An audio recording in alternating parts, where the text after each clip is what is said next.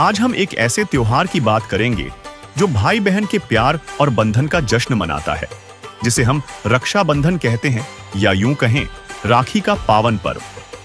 हर साल सावन की पूर्णिमा को यह उत्सव देश भर में और विदेशों में बसे भारतीयों के बीच जोश खरोश से मनाया जाता है।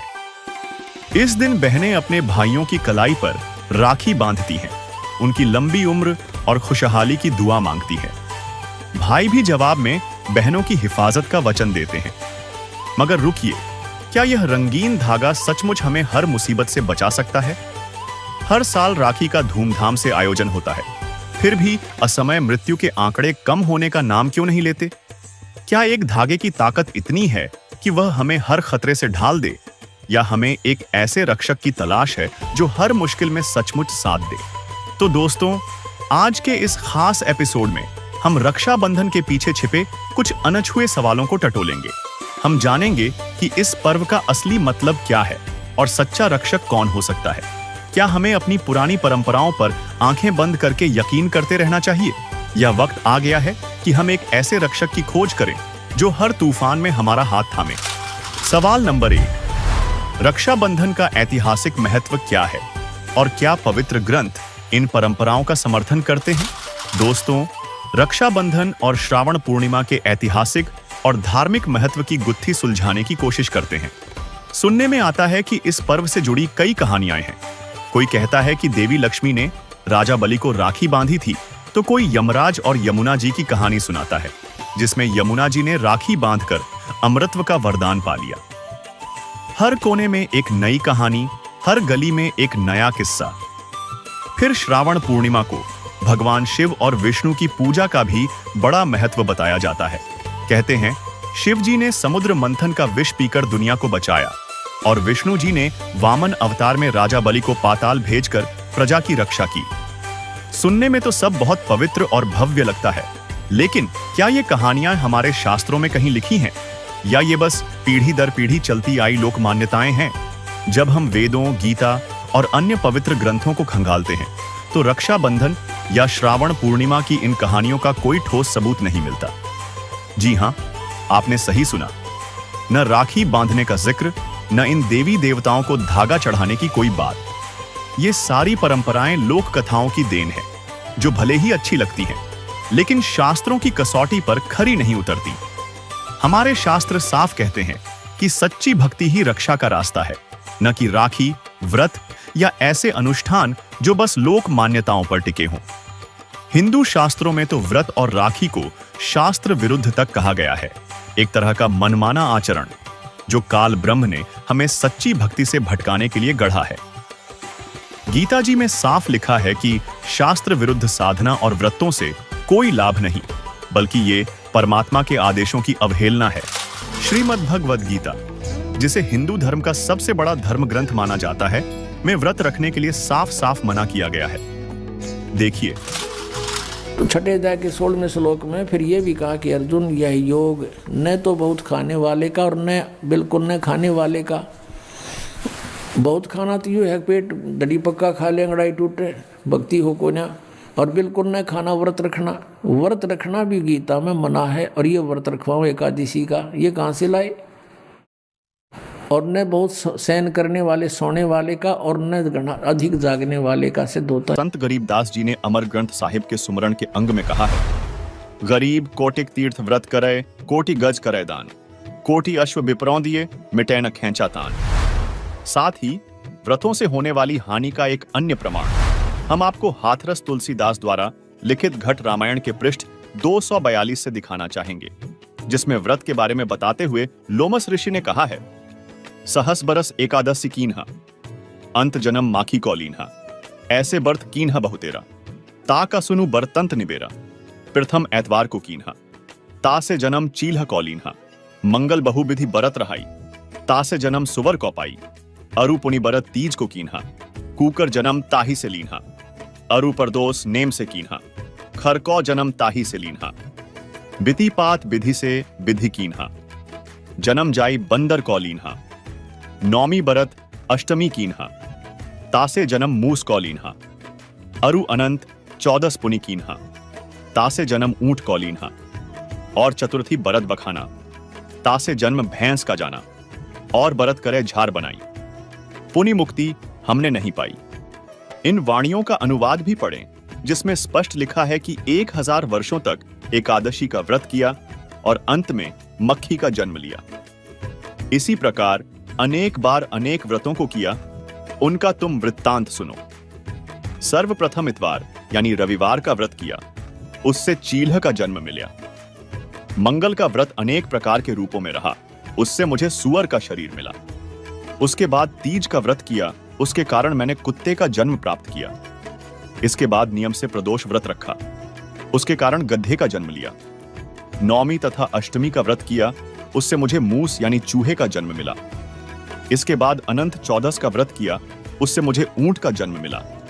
इसके बाद चतुर्थी का व्रत कहा गया, उससे भैंस का जन्म समझो।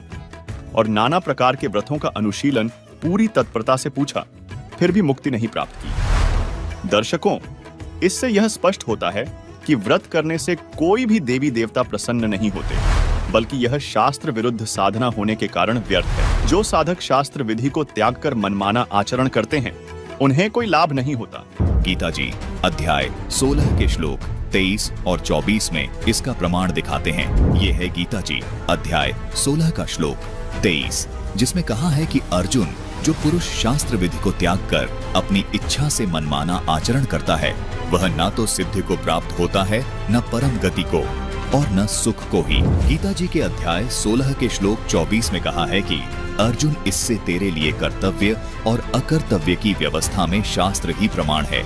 इसे जानकर शास्त्र विधि से नियत कर्म ही करने योग्य है, अर्थात जो शास्त्रों में बताया है वैसा ही करना चाहिए। और दोस्तों, हम सब जानते हैं कि राजा के आदेश तोड़ने की सजा क्या होती है। जब बात सर्व सृष्टि के रचनहार की हो, तो क्या हम इन शास्त्र विरुद्ध प्रथाओं को मानकर खुद को दंड का भागी बना रहे हैं? तो सवाल यह है कि क्या हमारी रक्षा के लिए राखी का धागा काफी है, या हमें उस सच्चे रक्षक की तलाश करनी चाहिए जिसका जिक्र हमारे शास्त्रों में है? सवाल नंबर 2, रक्षाबंधन जैसे पर्व का असली मोल भाव क्या बचा है, या ये बस एक चमक धमक वाला दिखावा बनकर रह गया है? दोस्तों, समय बदल रहा है और इसके साथ रक्षाबंधन की वो गहरी भावना भी कहीं धुंधली पड़ती जा रही है। पहले ये पर्व भाई बहन के बीच प्यार, विश्वास और रक्षा के वादे का प्रतीक था, लेकिन आज ये बस एक रस्म बनकर रह गया है। राखी की थाली, चमचमाते गिफ्ट्स और सोशल मीडिया पर फोटो डालने की होड़। बहनें भाइयों की कलाई पर राखी बांधती हैं, भाई सुरक्षा का वचन देते हैं, लेकिन क्या एक धागा सचमुच जिंदगी की सारी मुसीबतों से बचा सकता है?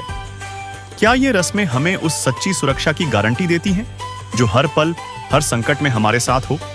या फिर हम बस औपचारिकताओं के पीछे भाग रहे हैं, बिना ये सोचे कि असली रक्षा का मतलब क्या है? सोचिए, अगर राखी ही रक्षा की गारंटी होती, तो जिन बहनों के भाई नहीं हैं, उनका क्या? और क्या रक्षाबंधन की परंपरा शुरू होने से पहले बहनों की रक्षा नहीं होती थी? अगर कोई बड़ा हादसा हो, कोई आपदा आए या मृत्यु सामने खड़ी हो, तो क्या भाई का वचन या राखी का धागा उसे टाल सकता है? जवाब साफ है, नहीं।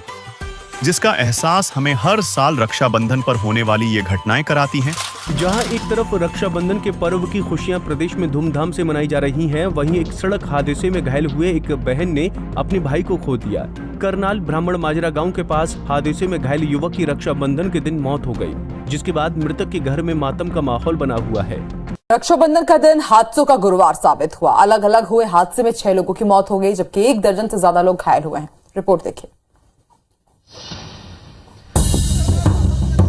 राखी का त्योहार जहां खुशियां लेकर आए, वहीं अलग अलग सड़क हादसे की वजह से कई परिवारों में गम का माहौल है। केशकाल में 2 अलग अलग सड़क हादसे में 4 लोगों की मौत हो गई, वहीं 3 लोग घायल हुए हैं।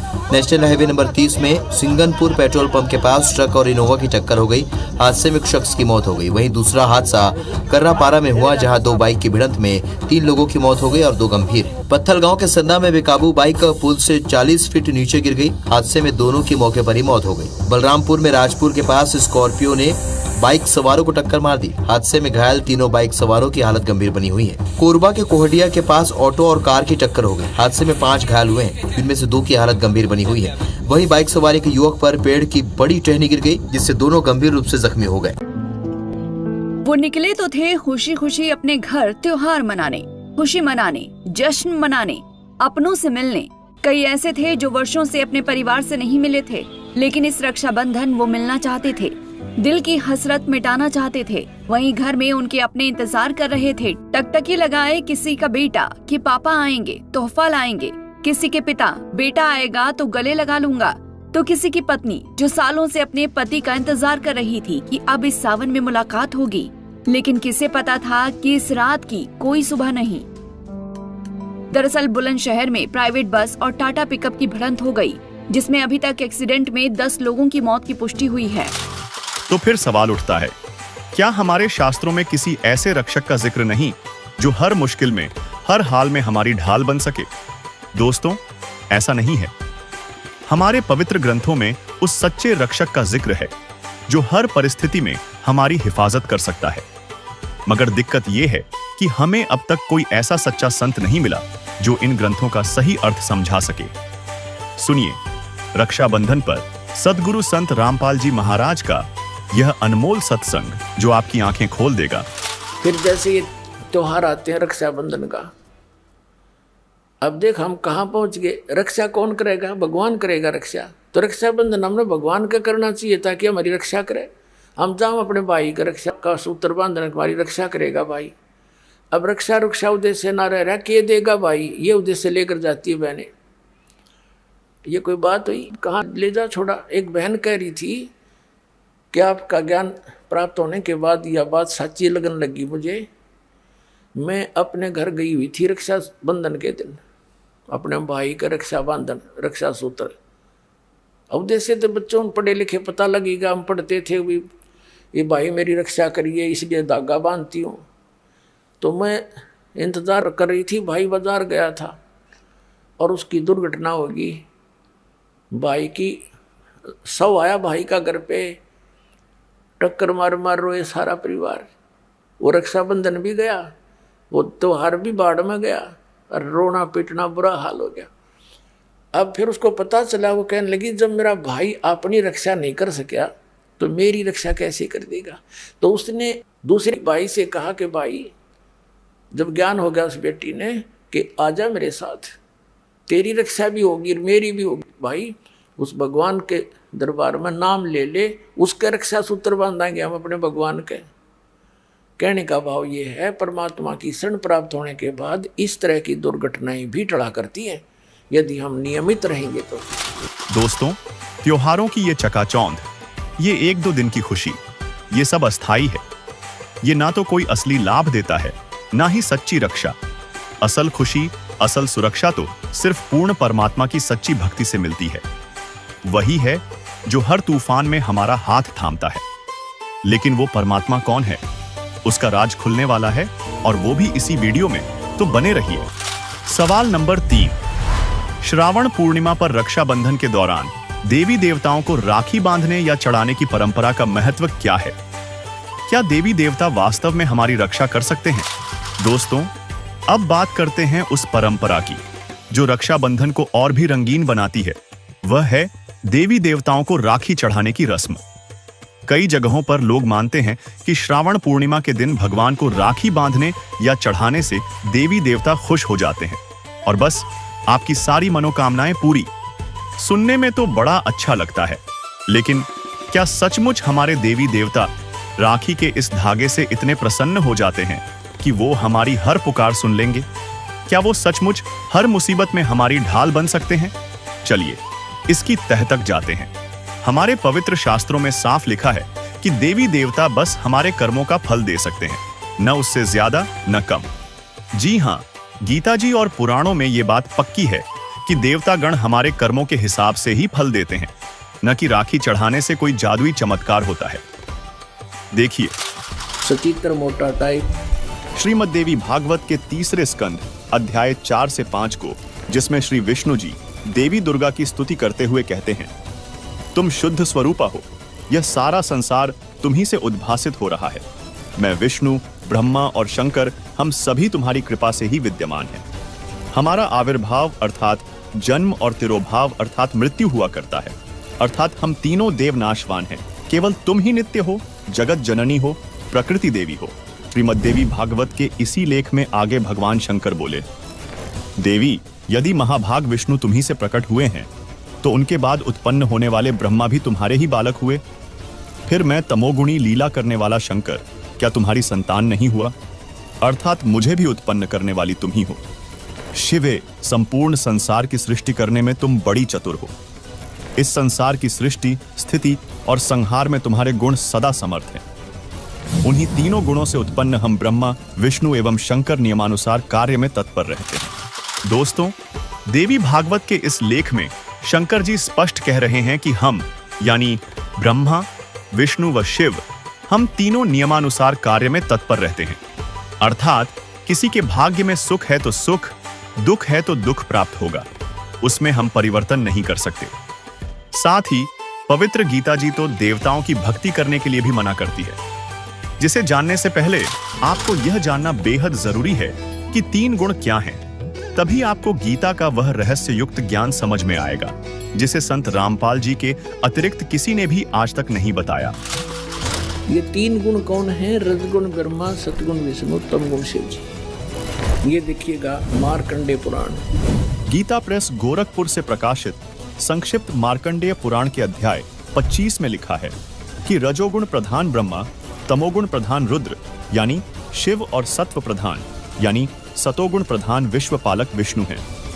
ये ही तीन देवता हैं और ये ही तीन गुण हैं। और थोड़ा सा पक्का कर दूं, ये देखिएगा, ये है श्रीमद् देवी भागवत। देखिए, खेमराज श्री कृष्ण दास प्रकाशन, बंबई से प्रकाशित श्रीमद् देवी भागवत भाग 1 के तीसरे स्कंध के अध्याय 5 श्लोक 8 में भगवान शंकर बोले, हे मात, यदि हमारे ऊपर आप दयायुक्त हो तो मुझे तमोगुण क्यों बनाया?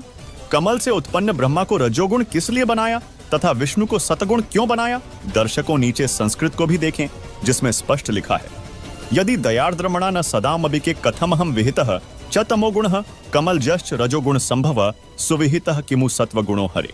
इति सिद्धम रजगुण ब्रह्मा, सतगुण विष्णु, तमगुण शिव जी। दर्शकों, मार्कंडेय पुराण और श्रीमद्देवी भागवत के इस उल्लेख से यह स्पष्ट होता है कि तीन गुण यानी रजगुण ब्रह्मा जी, सतगुण विष्णु जी और तमगुण शिव जी हैं। दोस्तों, अभी आपने अपने पुराणों में देखा कि रजगुण ब्रह्मा, सतगुण विष्णु और तमगुण शिव हैं।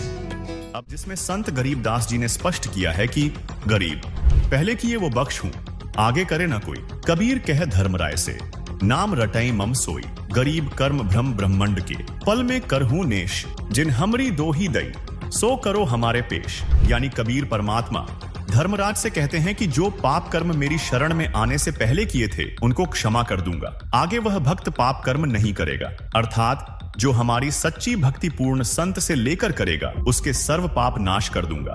तथा कबीर परमेश्वर ने पुनः कहा कि इस काल लोक के सर्व संचित वर्तमान व प्रारब्ध कर्म जो भ्रमित करके कराए गए हैं, मैं अपने भक्त के उन सब पाप कर्मों को एक क्षण में नष्ट कर दूंगा। जिन्होंने मेरी दुहाई दी है यानी पुकार कर कहा है कि हम कबीर परमेश्वर के भक्त या भक्तमती हैं, उनका हिसाब अर्थात कर्मों का लेखा जोखा भी तू मत लेना, बल्कि उनको मेरे दरबार में त्रिकुटी पर बने सतगुरु स्थान पर पेश कर देना। उनके कर्मों का हिसाब मैं स्वयं करूंगा। दोस्तों, बात साफ है, पूर्ण परमात्मा कबीर जी ही वो सच्चे रक्षक हैं जो हर मुसीबत में हमारी ढाल बनते हैं, मगर उनकी लीलाएं इतनी गुप्त हैं कि आम इंसान को भनक भी नहीं लगती। वेदों में लिखा है कि परमात्मा का सच्चा ज्ञान या तो वो खुद देते हैं या उनके भेजे हुए संत। आदरणीय संत दादू जी ने अपनी वाणी में यही कहा, करे करावे साइया, मन में लहर उठा, दादू सिरधर जीव के, आप बगल हो जा। यानी परमात्मा हर पल हमारे साथ है, बस हमें उसे पहचानने की जरूरत है। और आज भी कबीर परमात्मा सतगुरु संत रामपाल जी महाराज के रूप में सत भक्ति देकर अपने भक्तों की रक्षा कर रहे हैं, क्योंकि कबीर साहिब जी ने कबीर सागर में ये पहले ही निर्धारित कर दिया था कि कलयुग के 5505 वर्ष बीत जाने के बाद मैं स्वयं आऊंगा और यथार्थ ज्ञान अर्थात आदि सनातनी पूजा को जन जन तक पहुंचाऊंगा। दर्शकों, जैसा कबीर जी ने कहा था कि कलयुग 5505 वर्ष बीत जाने के बाद मैं स्वयं आऊंगा तथा यथार्थ भक्ति मार्ग जन जन तक पहुंचाऊंगा। दर्शकों, कबीर जी की पूर्ण झलक संत रामपाल जी महाराज में देखने को मिल रही है। मम संत मुझे जान मेरा ही स्वरूपम, ये मत सोचना कि मैं ही आऊंगा, ये दास उसी का स्वरूप भेज रखा है, यानी अपना कुत्ता भेज रखा है, इसको कबीर परमात्मा ही जानो। इसमें श्रद्धालुओं को तनिक भी शंका नहीं करनी चाहिए कि संत रामपाल जी महाराज के रूप में स्वयं कबीर परमात्मा ही लीला कर रहे हैं। जिस प्रकार आज से 600 वर्ष पहले कबीर जी के ज्ञान को उस समय के तथाकथित विद्वानों ने स्वीकार नहीं किया था, उन्होंने कबीर जी का विरोध किया था, ठीक वैसी ही स्थिति आज संत रामपाल जी महाराज के साथ देखने को मिल रही है। कबीर जी जिस तरह निर्भीक और बेपरवाह अपने आध्यात्मिक ज्ञान को जन जन तक पहुंचा रहे थे, ठीक वैसे ही संत रामपाल जी महाराज कबीर परमात्मा के स्वरूप अपने द्वारा 600 वर्ष पहले शुरू किए जन कल्याण के मिशन को निरंतर आगे बढ़ा रहे हैं। दर्शकों, जो अद्भुत और प्रमाणित ज्ञान संत रामपाल जी महाराज ने उजागर किया है, वो केवल कबीर परमेश्वर ही कर सकते हैं। ये आपकी श्रद्धा और विवेक पर निर्भर करता है कि आप संत रामपाल जी महाराज को कबीर जी द्वारा भेजे गए परम संत के तौर पर देखते हैं या कबीर जी के रूप में। लेकिन ये बात स्पष्ट है कि दोनों ही सूरत में मानव का कल्याण हो रहा है। दोस्तों, आज के इस खास एपिसोड में हमने रक्षाबंधन के पर्व को गहराई से समझा और उन सवालों की तह तक गए जो हमारे मन में छिपे थे।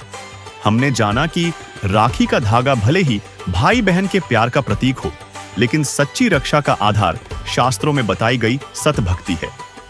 हमारे पवित्र वेद और गीता जी साफ कहते हैं कि न राखी, न व्रत, न ही देवी देवताओं की पूजा हमें पूर्ण रक्षा दे सकती है। असली रक्षक तो वही पूर्ण परमात्मा कबीर जी हैं, जिन्होंने सर्व सृष्टि की रचना की और जो हर संकट में हमारी ढाल बनते हैं। दोस्तों, आज पूर्ण संत के रूप में पूर्ण परमात्मा कबीर जी धरती पर विद्यमान हैं, तो रक्षाबंधन की रस्मों में उलझने का क्या फायदा, जब ना रक्षा पक्की ना लाभ स्थायी। तो इस रक्षाबंधन क्यों ना हम जगत गुरु तत्वदर्शी संत रामपाल जी महाराज से नाम दीक्षा लेकर असली रक्षा की चाबी हासिल करें, यानी सतभक्ति हासिल करें, जिससे आपके जीवन की भी रक्षा होगी और मोक्ष भी मिलेगा। अगर आप इस सतभक्ति के रास्ते को और समझना चाहते हैं तो तुरंत संत रामपाल जी महाराज के सत्संग संत रामपाल जी महाराज YouTube चैनल पर सुने।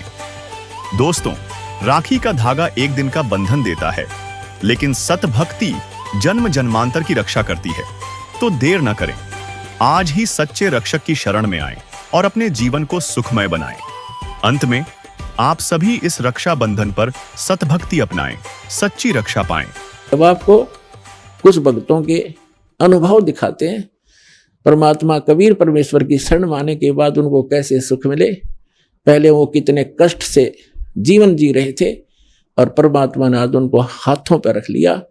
समर्थ का शरणा गहो रंग होरी हो और कभू ना हो काज राम रंग होरी। सत साहिब दर्शकों, सुख और शांति की खोज में लोग विभिन्न भक्ति मार्ग अपनाते हैं और उस समर्थ भगवान को पुकारते हैं जो इन्हें सुख, शांति और मोक्ष प्रदान कर सके।